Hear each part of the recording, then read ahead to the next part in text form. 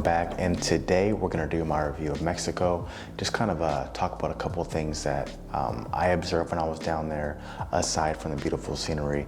Just some of the things that the do's, the don'ts, some of the benefits of going with all-inclusive, and just kind of give a review of what it was like for my first time going out of the country. So the resort that we stayed at was the Occidental Xcaret, and that's right in the middle of the jungle. It didn't have as much beachfront property, but they still had like a little lagoon area where you can go on the waves and just chill. But the main selling point was the wildlife. They bring out the parrots. They have no cages. They're just left there and they just kind of chill. They're able to feed them. There was the monkeys. We had monkeys fighting on our balconies. We had monkeys greeting us every morning. I got some phenomenal shots of them when we first got there. And they had little deers running around at nighttime. Just having the wildlife. And I love the fact that they didn't have them all in cages for the most part. They're able to kind of run around and they trust you enough to like not feed them. I know there was a couple little deers that did get kind of accustomed to humans and people were kind of like petting them and stuff, but I love the fact that, you know, they trust you a lot more down there in Mexico. Like they don't treat you. One of the main things that I loved about my trip to Mexico was they treat you like an adult. Everything's kind of like at your own peril. They're not gonna make things really unsafe for you, but they're never gonna like soften like all the edges. And that's what I really like. Like they treat you like an adult. They're not going to just like pad everything and like childproof everything. There's still gonna be some places where you can like bump your head if you're not paying attention. And they're not gonna cage all the animals. So if you do feed them and you get bit, that's on you. There's signs posted, but if you break the rules, that's on you. And unlike America where everybody's suing constantly, the onus is kind of put back on you. Like you're an adult, you know what to do. Don't do anything wrong or you're gonna pay the consequences. And I love that. One of the water parks I enjoyed is called Zenha. You're able to cliff jump. Everybody's wearing life jackets, but just the fact that like, you know, there's gonna be some kind of random sticks every once in a while that might poke you. It kind of keeps you in the moment a little bit. Like you have to be observant of like your surroundings. You don't feel like you're a cattle being like herded to like one water slide, then to the next water slide. You're actively like in the environment. You're actively like looking at things, and the scenery was phenomenal. I'm talking about when we did the cliff jumps and you get on the cliffs and you see just the surroundings and you see all of just the greenery and how lush it is. It was beautiful and it was phenomenal. That's the same place where they had the zip lines. That's the same place where they had a lot of obstacle courses. That was probably one of my favorite parts of the trip. They had a huge river and you can get on floaties, and as you float down, they kind of take you through an area where they have a lot of different trees kind of growing out, and you kind of see it as you go down the river. And then you have the cliff jumps and then the obstacle courses, and then they have a place where you can just go to the beaches. I mean, and they have a huge slide. I want to say the slide was probably 5 stories, 6 stories high, and it just whips you around real fast. It was lovely, great trip. They didn't let her bring the GoPro on the slide.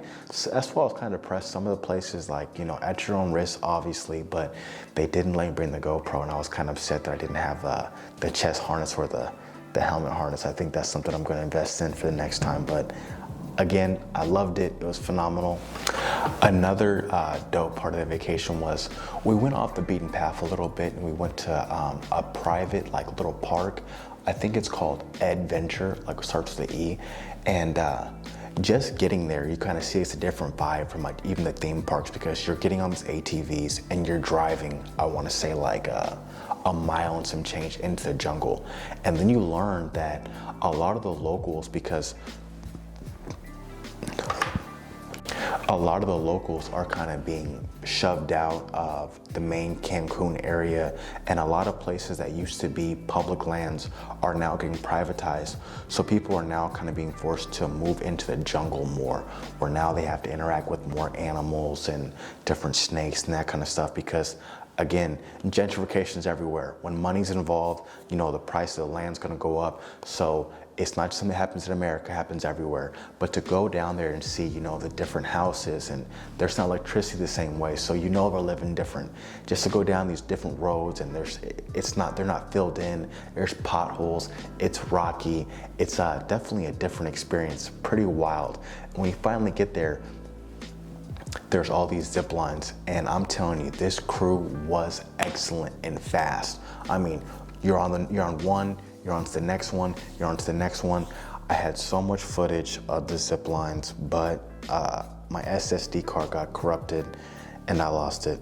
And I feel terrible, but it is what it is. I enjoyed the experience. I still got on my mental, but you know, what can you do? And after the zip lining, we did a little bit of a rock climb. We climbed one rock and then rappelled down that side. And after that, we went to the cenotes. I have no idea what a cenote was before this, but I guess they're like some kind of like caves, and they have like crystal aqua water. That is like breathtaking. I can't even describe how dope that is, just to see, you know, the water being so still, not feeling like it's poison, like scuba diving in there. You see little fishes swimming around in the salt water. I'm not a huge swimmer, so I always wear my life jacket, but to have the GoPro and go and see the fish and scuba dive, awesome. Awesome, awesome, awesome. And after that, we were able to swim with the turtles. I was expecting them to be a little bit bigger, but you kind of learn the really huge ones are more like in Hawaii, but the turtles are still nice size. I like the fact that, you know, now they made it, because tourists are coming so prevalently now, they give the turtles an area like kind of like in the middle of a horseshoe type situation where you swim around them, but there's an area where they can like chill in the middle, and so they don't have to interact with humans if they don't want to. And I definitely like that, you know, the ability that if they want to be seen or they want to be interacted with, they had the chance to escape somewhere, because I guess for a long time people were like grabbing them, like harassing them, and that kind of makes me feel kind of shitty. So I definitely like the fact that we're able to see them. Here's a short little video of that experience.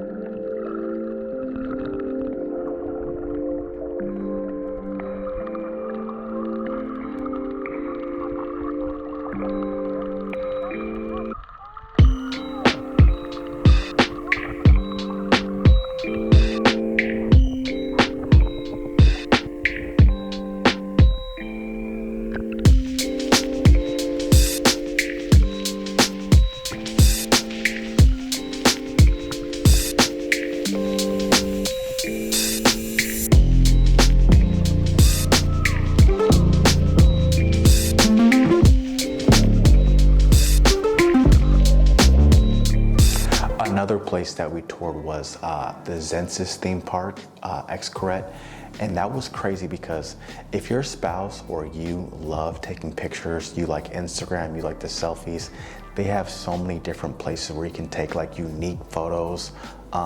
They have places where you have like a little small chair and a big chair, and where you look small and your partner looks big, and you can switch places. A lot of optical illusions, and they had a lot of different cool little water effects, and they have even a little thing where it looks like the Drake Hotline Bling music video, where you kind of see different colors bouncing off, like different kind of neons against that white pastel. It was dope. A great place for the photo ops.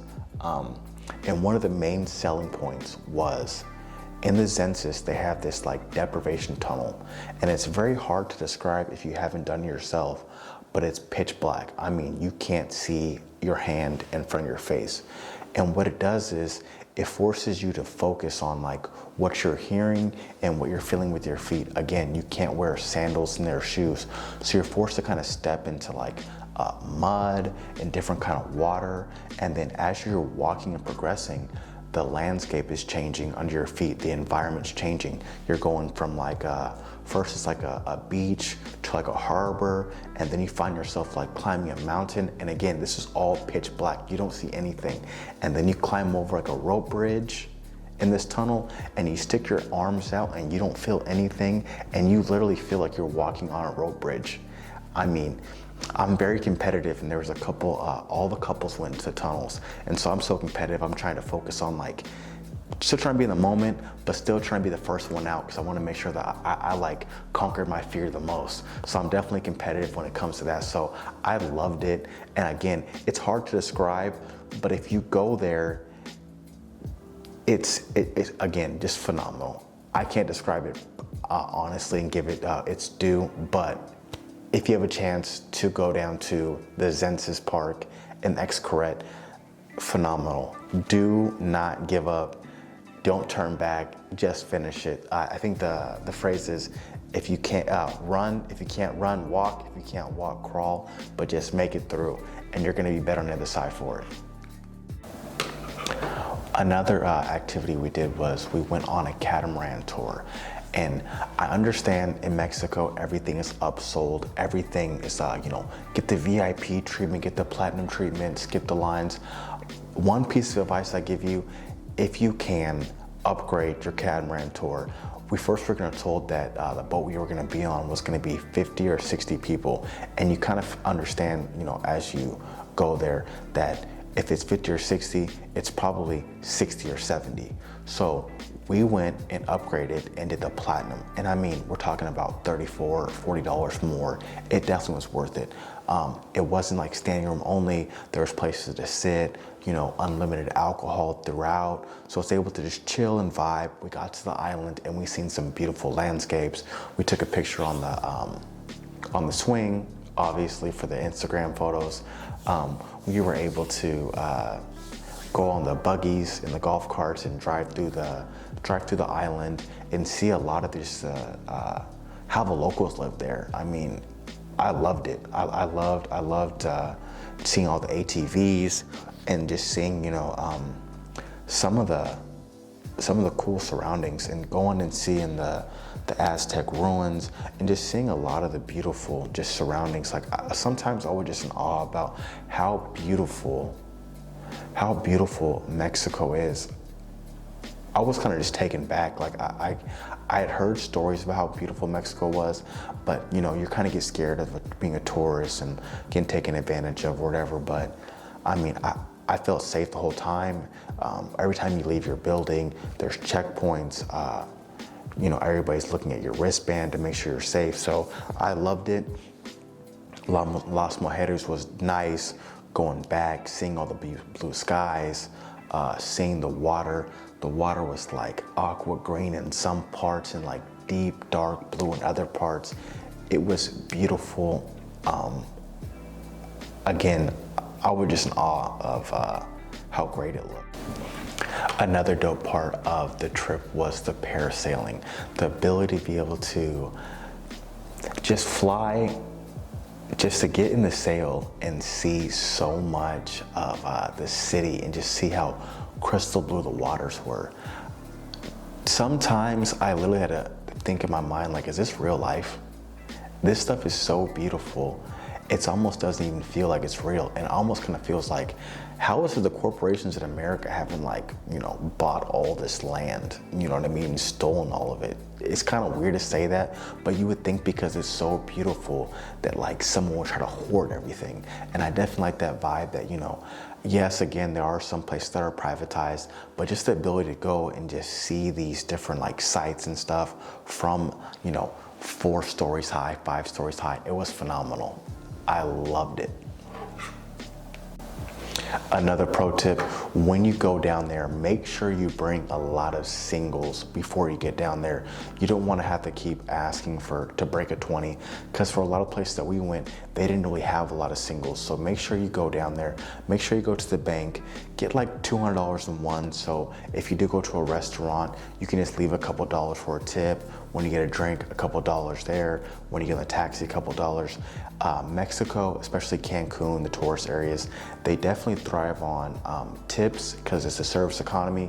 So they're definitely gonna need those. That's how they survive. So make sure you have those before you get down there. So you're not trying to scramble and hope that you can find some. Me and my wife, when we first got there, we didn't have any money for the person who delivered our luggage, and that was kind of like embarrassing. So make sure you have that stuff before you get down there. It makes things that much easier.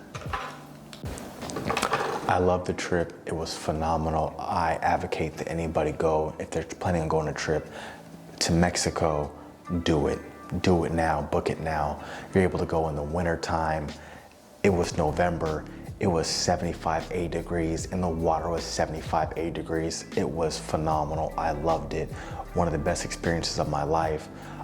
It was great that I was able to do it with my wife and some really good friends. And I advocate you guys seen it for yourself. And these videos, these pictures, it doesn't even do it justice. Thanks again, and I appreciate you guys.